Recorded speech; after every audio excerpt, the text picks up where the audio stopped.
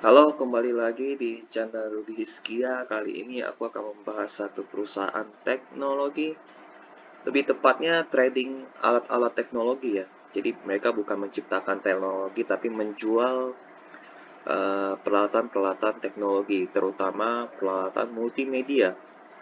Nama perusahaannya adalah kode sahamnya ini GLVA. Nah, nama perusahaannya adalah mana? Galva Teknologi. Nah, ini dia. Galva Teknologi. Kalian lihat yang di mouse Galva Teknologi. Ini nama perusahaannya. Nah, ini websitenya mereka berdiri dari 1991, sudah lama berarti. Ini produk sistem audio, video, PA, peralatan komunikasi, lighting, display, dan lain-lain. Ini semua lebih ke fungsinya untuk multimedia. Jadi mereka bukan jual komputer untuk pribadi, tapi lebih ke corporate ya. B2B atau multimedia untuk B2B. Oke, kita lihat tentang kami. Nah, bisnis solution, distribusi, dan lain-lain. Oke, misi ini deretan komisaris. Johan Sugita, Edi Kuntarjo, ini bagian direksinya. Oki Wijaja, presiden direkturnya, dan ini juga pengendali perusahaan. Jadi Galva Teknologi ini dikendalikan oleh Pak Oki Wijaja. Sisanya Bambang Gunawan, Mardani Gunawan, Maria Francisca, Suwardi Ngaturi. Dan lain-lain yang ternyata ada penghargaan juga dari Sony, ViewSonic, dan lain-lain. Ini shareholdernya, Oki Wijaja sang pengendali perusahaan. Elisiscom, Prima Karya pun juga milik dari Oki Wijaja ya. Masyarakat 29%. Oke. Nah, ini bagian solusinya mereka ya. Paling banyak ini mereka di multimedia. Coba kita lihat multimedia mereka seperti apa. Multimedia itu mereka bantu kliennya yaitu Indosiar. Properti and konstruksi tidak ada ya. Tapi mereka pegang inilah ya. Perhotelan, retail, dan lifestyle. Organisasi keagamaan ini di Gereja Katolik. Ini klien mereka. Institusi keuangan, interaktif flat panel for Bank BNI, berarti Bank BNI mereka kerjakan juga. Infrastruktur, ini ada Bandara Internasional Kulon Progo, Soekarno di Manado, Ambon, Semarang. Pendidikan olahraga, Gelora Bung Karno, Gelora Bandung Lautan Api, Universitas Santa Dharma, SMK Muhammadiyah 1. Institusi kesehatan, mereka juga melayani, tapi belum ada kliennya, apa sudah ada ya. Ini Bali, Manado, Semarang, ini di pemerintahan ya. Energi dan pertambangan, belum ada klien sepertinya. Apa memang tidak ditampilkan ya, ada cuma tidak ditampilkan. Ini produknya mereka, kreasi konten, sistem PA komunikasi, audio pencahayaan, digital science, sistem keamanan, komputer, dokumen solution. Jadi mereka lebih ke B2B ya. Jadi mereka kliennya itu perusahaan, bukan orang pribadi. Kurasa sudah cukup dari informasi di di websitenya ya. Jadi kira-kira gambarannya seperti itu. Produk-produk mereka lebih ke jualan ke perusahaan atau corporate. Jadi ini masih kecil ya, baru IPO itu 2019. Oke, kita langsung lihat ke laporan keuangannya. Ini dikali 1 juta rupiah, berarti ini dikali 1 juta, berarti uang cashnya itu 135 miliar. Piutang usaha 310 miliar, persediaan 269 miliar. Kalau ini sudah pasti karena mereka ada perusahaan trading, sudah pasti mayoritas adalah barang-barang yang sudah siap dijual ya. Untuk ngecek kepastiannya kita lihat di nomor 6, catatan nomor 6 ya. Nah, ini dia. Business Solution, IT Distribution, total. Nah, jadi ini sudah pasti semuanya langsung bisa dijual karena mereka perusahaan trading, bukan perusahaan produksi. Jadi total-total semuanya ini semua bisa diuangkan menjadi cash karena sudah siap jual. Karena sudah siap jual, maka tidak ada pembagian bahan baku segala macam lagi lah. Bisa langsung jadi cash 100%. Jadi ini bisa jadi cash 100% ya. 269 miliar ini. Jadi yang paling cepat, top 3 ini paling cepat jadi cash. Ini ditambah ini menjadi 579, ditambah ini menjadi 700 miliar lah ya, yang siap menjadi cash atau siap jadi cash itu 700 miliar, mendekati total aset lancar yang sebesar 770 miliar. Kita lihat utang mereka, utang jangka pendeknya. Utang jangka pendeknya paling besar itu di pinjaman bank jangka pendek 387 miliar. Sisanya utang usaha yang biasa, beban aktual, utang pajak, dan lain-lain. Tapi yang paling besar 387. Jadi yang harus wajib dibayar ini utang bank jangka pendek. Tapi kalau kita lihat ya cukup lah ya dari piutang usaha, dari persediaan. Kalau mereka misalnya putarannya cepat, ini utang jangka pendek mereka masih bisa terbayar dengan mudah gitu. Dan uang cash mereka 135, dan bayar utangnya pun nggak langsung segepok 387 miliar. Kemungkinan dicicil setiap bulan. Karena dicicil setiap bulan, harusnya dengan jumlah piutang usaha dan persediaan yang cukup besar dan uang cash yang sebesar 135 miliar harusnya aman. Tapi resikonya tetap tinggi ya, karena uang cash mereka 135 miliar, utang mereka 387 miliar. Kalau cicilan setiap bulan adalah 38 miliar, masih bisa ditangani oleh piutang, persediaan, dan cash gitu. Harusnya aman.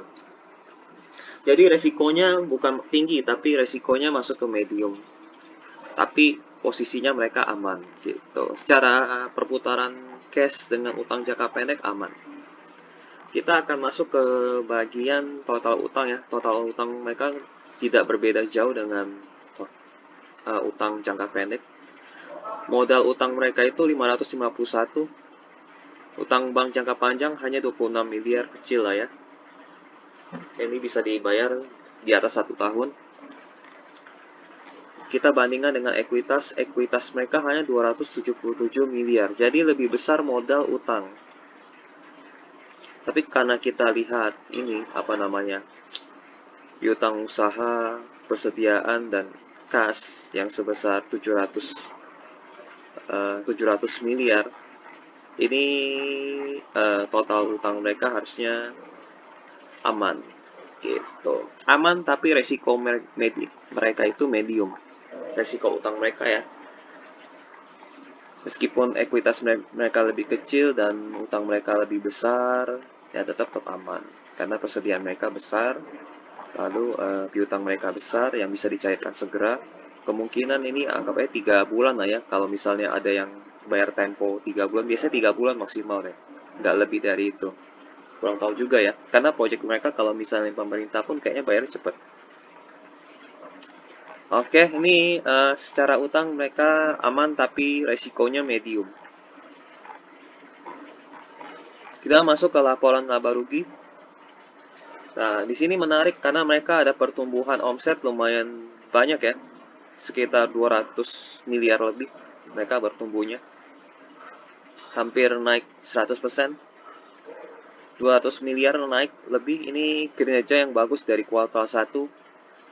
Namun yang tidak menarik ada di bagian margin laba kotornya. Tapi kita maklumin aja karena mereka perusahaan trading. Semua perusahaan trading itu memang margin laba kotornya tipis, apalagi memang perusahaan teknologi ya. Marginnya tipis, jadi kita maklumin aja. Itu mereka margin laba kotornya mungkin sekitar 10%. Oke, bertumbuh ya laba kotornya 39 miliar menjadi 48 miliar. Beban umumnya naik, beban penjualan naik. Jadi kita lihat di nomor 22 dan 23 apa yang naik paling banyak. 22 dan 23. 22 dan 23 ini. 22 dan 23 ya. Gaji naiknya sedikit sih, nggak terlalu banyak. Oh, ternyata yang paling banyak itu di bagian bonus. Lagi-lagi ya. Jadi mereka nggak naikin gaji biar nggak besar di gaji biar nggak ada yang protes. Tapi mereka besarnya di bagian bonus. Nah, bonusnya itu mereka sampai 2 miliar. 2 miliar, aku rasa sih bonus masih wajar lah ya, 2 miliar. Kalau misalnya sales-salesnya, bonusnya itu diberikan kepada sales. Sales 2 miliar harusnya oke lah ya. Yang paling tidak menyenangkan jika bonus ini masuk ke kantong direksi atau kantong owner. Ini nggak menyenangkan. Kenapa harus makan 2 miliar lagi ya? Kenapa nggak diberikan kepada sang pekerja? Nah, jadi nanti kalian tanya aja di public expose, ini 2 miliar ini diberikan bonusnya kepada karyawan sales atau kepada pihak manajemen gitu, ditanya aja. Ini gara-gara ini jadi bebannya naik. Nomor 23 beban penjualan, oh jasa logistik yang naik ya, jasa logistik, periklanan dan promosi ini nggak masalah. Jamuan oke, ini masih wajar beban penjualan. Ya beban umum dan administrasi kan naik banyak karena ini 2 miliar ya, 2,5 miliar itu harusnya angka yang kecil sebenarnya. Tapi tanya aja ini untuk sales atau untuk siapa gitu. Kalau untuk pribadi ya ini sih jadi mencoreng nama mereka sendiri, tapi harusnya 2,5 M ini untuk para sales yang berhasil mencetak penjualan yang signifikan ya. Penjualannya naiknya besar kan, penjualannya naik 200 miliar. Jadi harusnya ini untuk para sales ya, karena mereka membantu penjualan perusahaan naik sampai sebesar 200 miliar. Jadi oke sih. Jadi aku rasa ini masih dalam tahap wajar karena 2 miliar itu masih kecil. Kita langsung lompat ke bagian apa namanya, laba bersih. Nah, ini wajar sih, sisa beban-beban yang lain-lainnya wajar. Pajak penghasilan yang wajar aja. Nah, kita langsung lompat ke laba bersih. Tahun lalu laba bersihnya hanya 7,5 miliar, tapi di tahun ini menjadi 17,2 miliar, naiknya berkali-kali lipat ya, 2,5 kali lipat kali ya. Ini bagus. Karena penjualannya naik 200 miliar. Jadi untuk yang margin laba kotornya tipis, solusinya mau nggak mau memang mereka harus dorong dari sisi omset. Kalau bisa, kalau mereka mau laba bersihnya naiknya banyak, ya minimal omset mereka 1T lah ya. Kalau mereka omsetnya 1T, ini pasti jadi gemuk laba bersihnya. Dan investor pun jadi senang. Mungkin bisa sampai 100 miliar kalau ini bisa jadi 1T. Semoga ini bisa jadi 1 miliar gitu. 1 miliar lagi. Jadi 100 miliar laba bersihnya. Ini jadi menyenangkan juga. Mereka pun bagi dividen pun juga enak juga gitu kan. Minimal ini di atas 1T ini laba bersih enak. Oke, jadi kinerja kuartal 1 mereka dari laporan laba rugi mereka positif dan bagus dan sehat. Baiklah ya. Kita lanjut ke bagian arus kas operasional. Positif juga ya dari aktivitas operasional. Tahun lalu positif masuk uang cash 232 miliar, tahun ini masuk 274 miliar. Untuk investasi, pembayaran investasi nggak ada ya, perolehan aset tetap 3 miliar mungkin ini kali ya, gedung atau apa kali ya, mobil mungkin, atau barang-barang, belanjaan persediaan maksudnya. Tapi belanjaan persediaan harusnya di sini, di arus kas, pembayaran kepada pemasok nih. Oke, penerimaan utang bank 86 miliar, meningkat dibanding dari tahun lalu 54 miliar. Pembayaran utang bank meningkat, jadi mereka bayar utang ya, setelah mereka mendapatkan cash yang segepok banyak begini, mereka bayar utang ya harus banyak juga. biar utang mereka cepat beres. Pembayaran utang piutang konsumen segini, tambah modal disetor, identitas anak oleh kepentingan non-pengendali 30 miliar. Oke, kenaikan uang cash mereka di kuartal 1 26 miliar. Jadi kas akhir mereka 135 miliar. Oke, aku rasa cukup lah ya. Mungkin ini biar tambahan utang ini karena ini uang cash mereka memang kecil kan. Kita kalau lihat uang cash mereka tetap memang lebih kecil lah ya. 135 miliar, sementara yang utang jangka pendek ini 387. Jadi kalau misalnya ini terlambat masuk ke cash, piutang usaha dan persediaan terlambat masuk ke cash, ya mau nggak mau mereka harus pinjam uang gitu. Jadi ini masih arus kas, yang penting ininya positif aja. Yang mana kita lihat ya. Yang penting operasional mereka positif aja, itu udah cukup bagus. Jadi secara arus kas mereka sehat. Oke, jadi kesimpulannya laporan keuangan kuartal 1 mereka itu positif ya, tidak ada yang negatif. Cuman resiko mereka menengah karena di bagian utang jangka pendek mereka cukup tinggi. Tapi overall mereka positif gitu. Kita masuk ke bagian highlight tahunan mereka ya dari keuangan. Mereka IPO di tahun 2019. Nah, kelihatan ya, ekuitas mereka bertambah menjadi banyak, naik sekitar 100 miliar ya. Kita bulatkan 100 miliar aja. IPO 2019, dapat dana IPO mungkin sekitar 100 miliar ya. Nanti kalian lihat lagi di laporan keuangan yang di tahun 2019, uang cash masuknya berapa gitu. Nah, ini yang menjadi menarik karena gini, kebanyakan perusahaan IPO omsetnya tidak bertambah signifikan. Tapi tapi si GLVA ini atau Galva Teknologi, mereka IPO, omset mereka langsung lompat tinggi.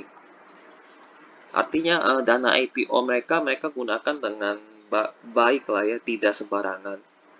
Gitu. Jadi ini positif karena mereka gunakan dana IPO untuk mendorong omset.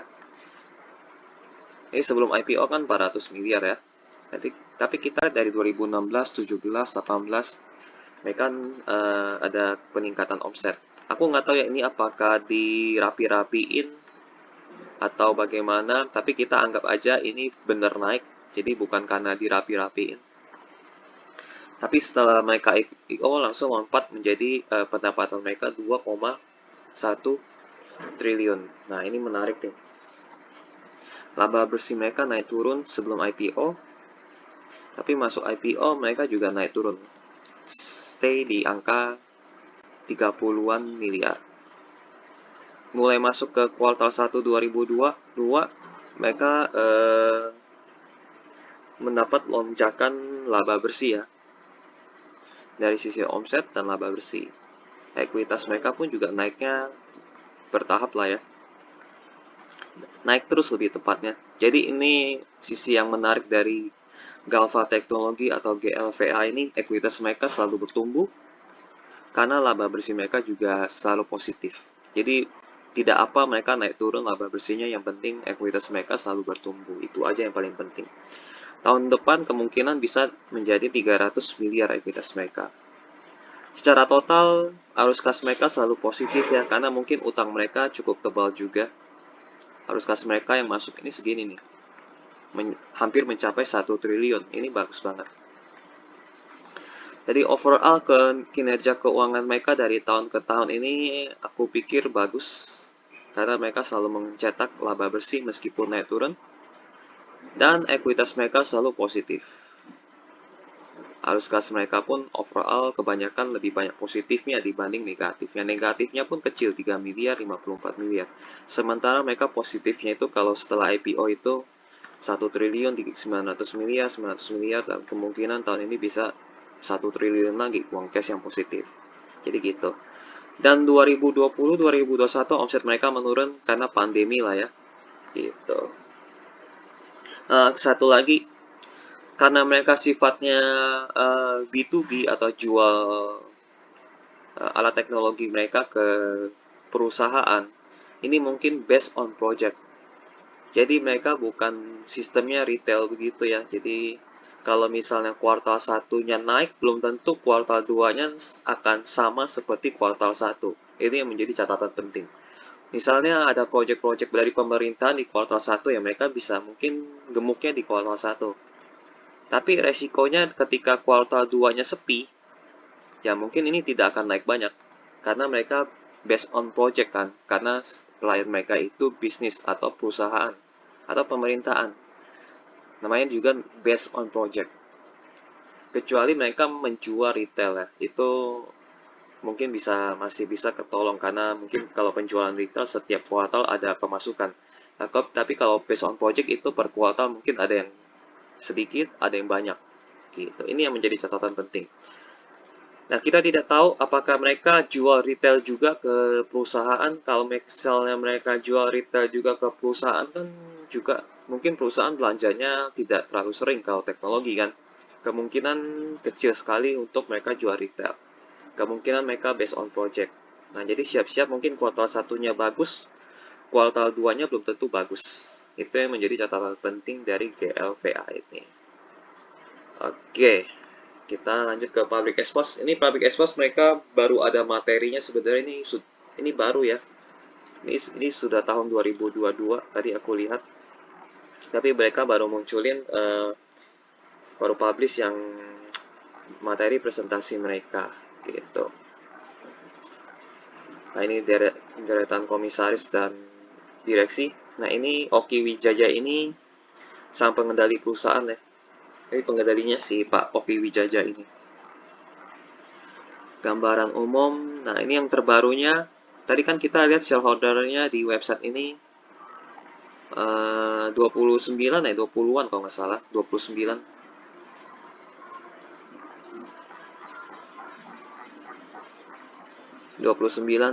Tapi di sini terakhir jadi 32, berarti ada saham yang dilepas ya. Kemungkinan dari Oki Wijaya atau PT EPK. PT EPK ini adalah Elsiscom Prima Karya. Aku nggak tahu nih mana yang dilepas. Tapi nggak masalah karena masyarakat masih kecil, 32%. Jadi kalau mereka mau right issue masih bisa ada kesempatan lagi bagi 10% ke masyarakat. Gitu. Oke, mereka bisa dapat dana lagi sebenarnya setelah mereka IPO ya. Sekilas tentang perusahaan, didirikan 91, masuk Bursa Efek tahun 2019. Dari sini baru mereka membangun jaringan distribusi ya di 11 kota besar, mempekerjakan 300 karyawan. Jadi setelah mereka dapat dana IPO, mereka baru pengembangan usaha. Ini yang paling benar ya. Jadi setelah mendapatkan dana IPO, omset naik, laba bersih naik, bisnis meningkat besar. Itu yang benar. Tapi kalau dana IPO untuk bayar utang, nah itu yang hati-hati. Atau masuk ke kantong masuk ke kantong owner itu lebih parah lagi, mungkin bisa dihukum oleh OJK. Tapi paling bagus ya ketika mereka IPO, mereka langsung pakai untuk pengembangan usaha. Artinya mereka benar-benar duit 100% mereka itu untuk ekspansi, ya itu paling enak. Jadi makanya di laporan keuangan ini kelihatan langsung dari 400 miliar langsung lompat ke 2 triliun. Dana IPO mereka 100% untuk ekspansi. Gitu. Nah, ini yang paling benar sih. Mengembangkan model bisnis e-commerce, distribusi, dan lain-lain. Mengembangkan varian produk IT dengan merek lokal dan mencapai TKDN yang optimal. Jadi produksi dalam negeri ya. Jadi karena mereka ada masuk ke pemerintahan, tadi kan kita lihat kan ada yang masuk ke DPRD dan segala macam. Dan memang Presiden Jokowi kemarin sempat ngomong kalau bisa belanja, bukan kalau bisa, harus wajib belanja produk-produk lokal. Dan Galva Teknologi ini menyediakan produk lokal, TKDN yang optimal. Ini brand-brand yang mereka jual ya, Document Solution. Jadi akhirnya mereka terpilihlah oleh apa namanya pemerintahan yang masuk ke pemerintahan produk-produknya mereka gitu. Jadi ini prospek mereka cerah di pemerintahan, apalagi kalau misalnya ibu kota baru sedang dibangun ya, mungkin mereka bisa masuk, bisa tender, bisa terpilih juga karena TKDN-nya optimal. Oke, kita ke halaman berikutnya. Going to promote healthy relationship with partner and customer, healthy business practice. Oke, healthy contribution, visi misi nilai kita lewatin aja lah ya. Ini lewatin aja. Jangkauan dan layanan. Kantor pusat yang biru, kantor perwakilan yang orange. Oke. Jadi dari Sumatera sudah ada, Jawa ada, Kalimantan ada, cuma hanya satu aja di Balikpapan. Karena yang paling berkembang itu di Kalimantan Timur. Jadi yang tengah barat kurang kurang gede karena masih daerah miskin begitu. Oke, kalau Sulawesi ada di sini. Ada di Manado, di Makassar, Papua mereka belum masuk, NTT pun mereka belum masuk. Oke. Tadi angka 12.300, 2.500 apa ya? Ini aku nggak ngerti nih, mungkin mereka harus presentasi. Layanan unit usaha distribusi IT, business solution, document solution. Ini tiga layanan mereka ya. Jadi B2B mereka. Nah, ini IT distribusi, document solution, business solution, brand-brand yang mereka pakai banyak. Tinjauan unit bisnis, komposisi penjualan bersih. Jadi paling besar itu kalau di 2001 kuartal 1 tahun penuh itu IT distribusinya sebesar 69% ya. Document solutionnya hanya 7%, business solutionnya 24%. Pencapaian unit bisnis. Implementasi program work from anywhere, fokus pada perpanjangan kontrak dengan customer yang ada, memanfaatkan peluang via e-commerce platform B2G. B2G itu ke pemerintah, ini ke perusahaan, ini C itu customer, B itu bisnis. Terus menjaga keselamatan seluruh manajemen karyawan, fokus pada segmen yang masih bertumbuh, yaitu kesehatan ya, edukasi dan hospitality, yaitu hotel. Aktif menggunakan media sosial, oke. Desain dan implementasi paket hybrid. Oke, tantangan unit bisnis, pasokan barang yang masih terkendala dengan jadwal pengiriman dan kesediaan barang yang belum pasti, benar ini termasuk chip dan lain-lainnya ya. Kenaikan biaya pengiriman yang cukup drastis, benar, pengapalan itu naik, harganya itu di atas 2 kali lipat ya, bahkan 3 kali lipat. Ini nomor 1 dan 2 lumayan parah. Pemberlakuan TKDN dalam negeri, ini mungkin keuntungan kali ya. Oh enggak, tantangan karena brand mereka ini dari luar ya kebanyakan yang kita lihat. Hanya sedikit saja yang dari dalam negeri.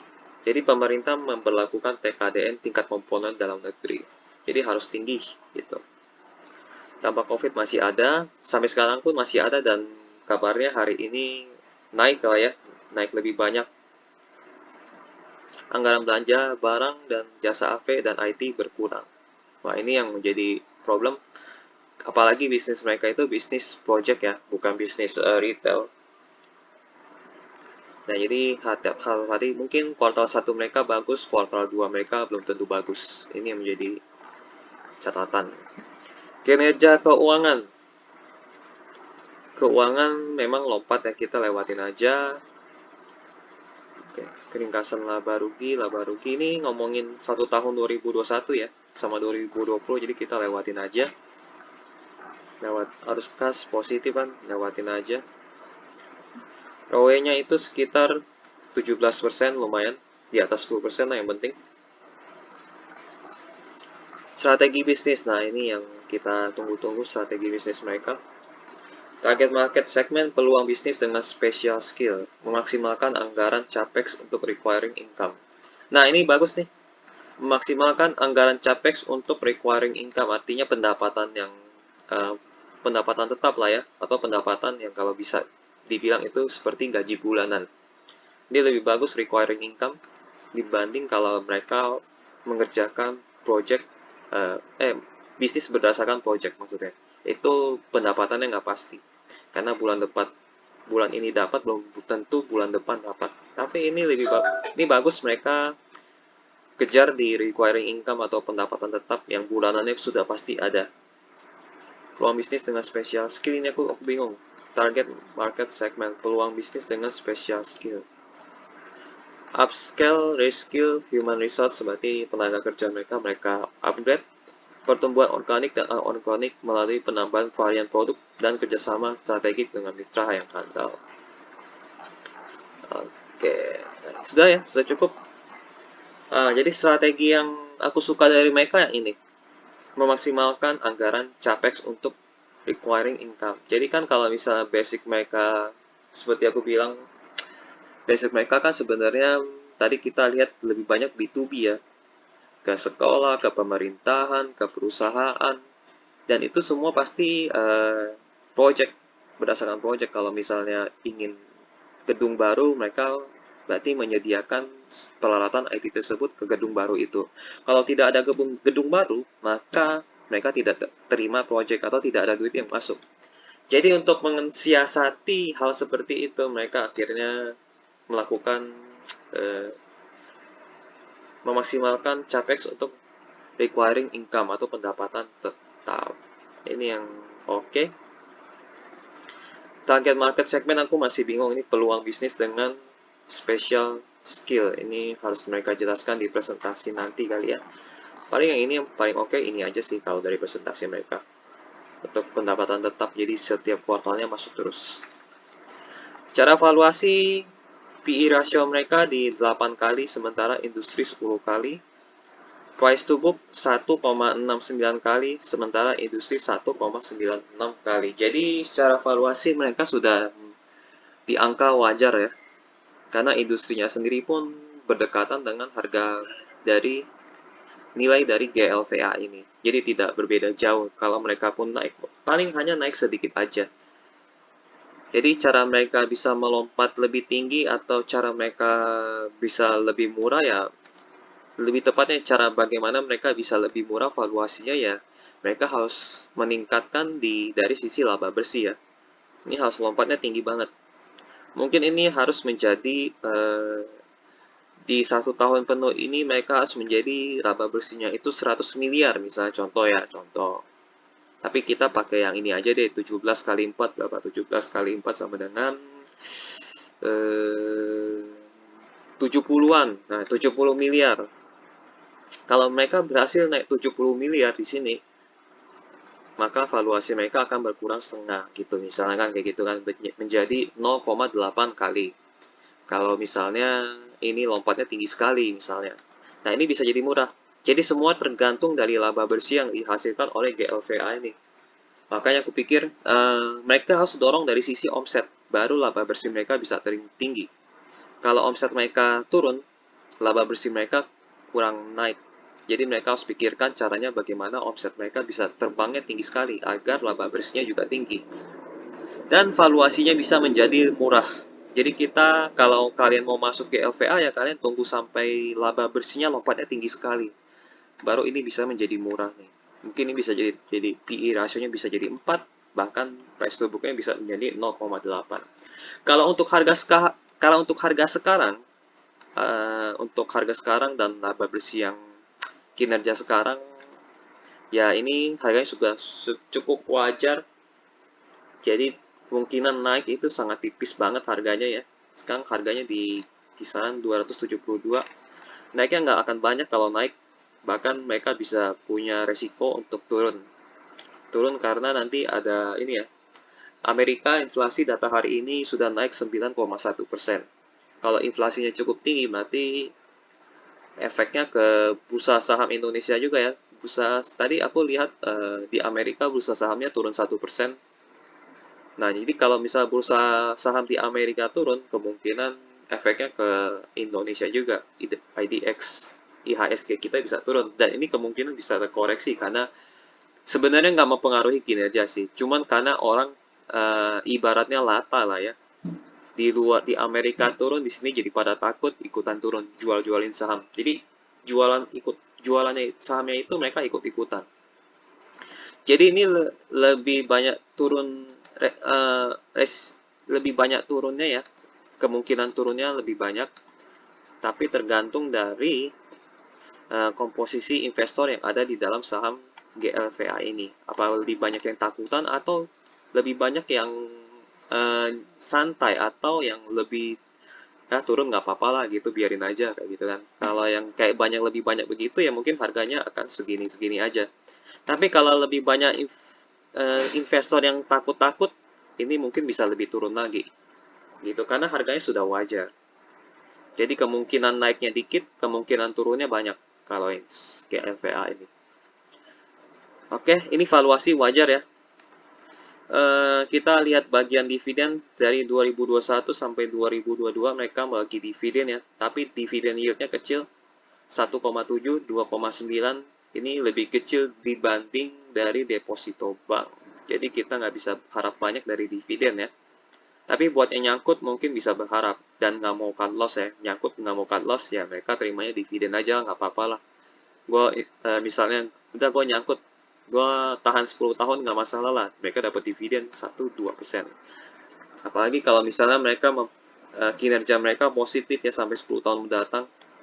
Terus tiba-tiba ini naik 100 miliar, 200 miliar laba bersihnya, terus ekuitasnya lompatnya tinggi ya. Ini jadinya mereka nyangkut jadi happy karena dividennya bisa makin tinggi dan harga saham bisa makin tinggi. Karena ini pasti tergerus ininya. Jadi murah lah istilahnya kalau harga laba bersihnya tinggi. Oke, dari sisi dividen yieldnya kecil, tapi mereka yang penting bagi dividen itu nggak masalah. Beritanya 19 hari yang lalu mereka tebar dividen ya. Ini besaran dan jadwalnya nggak apa-apa. Ini berita yang lama, berita baru maksudnya. Berita baru, kita cari berita yang lama-lama ya. Bersiap melunasi utang falas yang jatuh tempo pada tahun ini. 6 bulan yang lalu berarti sekitar akhir tahun lah ya, akhir tahun atau awal Januari. Dari kinerja mereka sih harusnya utang mereka beres. Tapi nggak tahu lagi ya, lebih cepat mana laba bersih yang naik atau utang yang jatuh tempo lebih cepat mana. Kalau misalnya laba bersih lebih duluan atau uang cash masuk duluan ya utang mereka aman, paling gitu aja boleh. Oke, kita langsung masuk ke kesimpulan atas saham GLVA ini. Saham GVLA ini kalau dari keuangan utangnya ini agak ngeri, tapi masih aman ya, aman tapi ngeri lah ya, ngerinya medium lah, level medium ngerinya, karena utang jangka pendeknya lumayan tinggi 387 miliar, sementara uang cash mereka hanya 135 miliar. Paling ngerinya di sisi utangnya aja, yang lainnya positif semua. Dan ini ada pertumbuhan ya, di kuartal 1 ini bertumbuh, harusnya positif. Kuartal 2 semoga mereka positif. Tadi kan aku bilang mereka sistemnya project kan ya. Kalau project kan kita lihat nih kuartal 2-nya bagus atau enggak. Jadi kalian jangan senang dulu nih kuartal 2 mereka bagus atau enggak, karena sistemnya project kan. Kuartal 1 mungkin project mereka banyak, kuartal 2 belum tentu. Gitu. Ini jadi kalian harus tunggu di kuartal keduanya. Kalau kuartal 2 mereka berhasil tembus 500 miliar juga atau lebih tinggi dari kuartal 1, minimal 500 miliar lah kalau mereka berhasil tembus 500 miliar di kuartal kedua. Dan laba bersihnya juga 16 miliar. Wah, ini kalian patut untuk investasi gitu. Karena masih ada kuartal 3, kuartal 4 yang masih harus masuk. Jadi kalian harus tunggu di kuartal 2 baru kalian boleh masuk. Tapi kalau yang udah terlanjur masuk ya udah nggak apa-apa. Kalian sambil pantau saja di kuartal 2-nya. Kalau jelek ya siap-siap keluar, tapi kalau bagus atau kalian pakai uang dingin harusnya nggak masalah, tahan aja gitu kan sampai benar-benar kinerja mereka di kedepannya bisa menjadi lebih bagus atau tambah buruk ya, kalian tetap pantau di laporan keuangannya aja sih. Jadi kesimpulannya keuangan mereka saat ini bagus, saat ini bagus, menarik, karena mereka punya potensi pertumbuhan lebih banyak ya. Karena kita lihat di bagian presentasinya masih banyak kota-kota yang belum dijamah oleh mereka. Apalagi kalau IKN ini IKN atau ibu kota negara yang baru dibangun ya. mereka mungkin bisa masuk juga dan menambah project-project mereka yang lebih banyak lagi gitu. Apalagi banyak daerah-daerah, desa-desa yang akan maju atau berkembang, bisa saja mereka GLVA ini masuk projectnya juga kan. Misalnya desa A bertumbuh jadi besar ya, project si GLVA ini mungkin bisa masuk juga. Kan di Indonesia itu tidak semuanya kotanya besar, masih banyak kota-kota kecil atau desa. Jadi masih punya kesempatan untuk bertumbuh di masa depan yang lebih jauh lagi gitu. Jadi ini bisa kalau kalian beli sekarang bisa di hold sampai dalam jangka waktu yang lama sekali ya. Karena Indonesia ini masih banyak kota-kota kecil atau desa-desa kecil yang punya potensi untuk berkembang menjadi kota besar. Dan ini kota besar di Indonesia masih sedikit sih. Jadi mereka harusnya GFL ini menjadi perusahaan yang berprospek ya. Karena di Indonesia ini masih banyak desa atau kota kecil atau kabupaten yang bisa dikembangkan menjadi kota besar dan proyek mereka pun masih bisa masuk lebih banyak lagi. Gitu sih itu aja. Paling prospek jangka panjangnya mereka masih cerah, masih dibutuhkan dan sangat dibutuhkan. Lalu tantangan mereka ya mereka harus bertahan sampai masa itu datang. Maksudnya sampai desa-desa ini kecil-kecil ini bisa menjadi kota, itu mereka harus bertahan nih. Cara bertahannya ya mereka uh, maksudnya mereka lakukan sendiri lah, berpikir sendiri bagaimana mereka memecahkan solusi bertahannya itu. Kalau mereka sanggup bertahan sampai Indonesia tumbuhnya besar, berarti ini bagus. Gitu. Jadi ini secara jangka panjang mereka bisa di hold jangka panjang ya. Investasi jangka panjang ini mereka layak diinvestasikan karena Indonesia masih banyak wilayah-wilayah yang masih bertumbuh dan mereka masih bisa masuk ke wilayah-wilayah itu. Jadi prospek jangka panjangnya bagus. Ini bisa di hold jangka panjang. Namun harus diperhatikan adalah keuangan mereka tadi kan. Utang jangka pendek mereka kecil dan bagaimana manajemen bisnis mereka itu baik atau buruk. Apakah tim sales mereka masih bisa seger atau maksudnya apa ya? Tim sales mereka harus tajam lah, tajam selalu lah kalau bisa lah ya. Ya seperti inilah kalau bisa. Ini kan berkat tim sales nih. Kenaikan omset ini mereka tergantung dari tim sales. Jadi kalau misalnya tim sales mereka masih jago sampai 10 tahun ke mendatang ya ini menjadi perusahaan yang sangat berprospek sekali gitu. Untuk investasi jangka pendeknya lebih baik kalau kalian ingin mendapatkan keuntungan dalam 1 tahun atau di bawah 1 tahun mungkin ini perusahaan yang kurang tepat karena harganya sudah wajar ya 1,6 kali. Ini ini naiknya mungkin bisa sedikit, turunnya bisa lebih banyak karena nanti ada data-data inflasi Amerika 9,1% lah. Jadi tahun depan bisa Amerika resesi lah segala macam, banyak negara berkembang apa namanya banyak yang bangkrut dan jangka pendek ini saat ini agak ngeri untuk valuasi 1,69 ini. Jadi jangka pendek nggak bisa, ngeri lah ya. Tapi kalau untuk jangka panjang investasi saham GVLA ini cocok bagus. Kita lihat ke depannya lagi sambil pantau laporan keuangan mereka per kuartal. Bagus atau enggak per kuartalnya. Kalau per kuartalnya konsisten bagus, artinya memang bagus gitu. Jadi yang harus diperhatikan kalau mau investasi jangka panjang, lihat laporan keuangan per kuartalnya, konsisten bagus atau tidak. Jadi apakah layak diinvestasikan? Layak. Tapi kalau untuk investasi jangka panjang layak, tapi kalau untuk investasi jangka pendek lebih baik jangan. Jadi kalau kalian mau beli untuk petik mungkin 5 tahun mendatang, 10 tahun mendatang, ini boleh. Tapi kalau di bawah 1 tahun, cuma beberapa bulan lebih baik jangan. Gitu. Oke, untuk saham GLVA ini udah cukup lah ya. Overall mereka baik untuk jangka panjang. Jika ada informasi yang kurang, kalian boleh tambahkan. Kalau ada informasi yang salah, kalian boleh koreksi.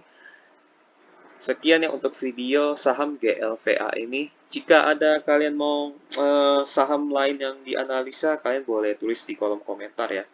Oke, sampai jumpa di video berikutnya. Bye-bye.